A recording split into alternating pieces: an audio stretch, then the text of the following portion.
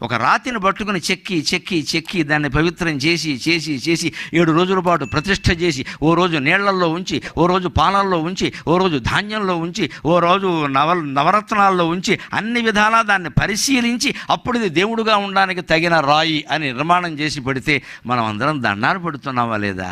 రాయి దేవుడయింది, మనిషి ఎందుకు దేవుడు కాడండి? అర్థం లేని మాట.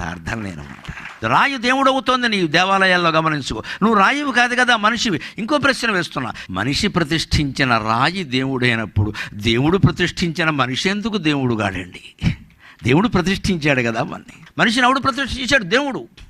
మనిషి ప్రతిష్ఠ చేసిన రాయి దేవుడు అవుతుందా? దేవుడు ప్రతిష్ఠ చేసిన మనిషి దేవుడు కదా?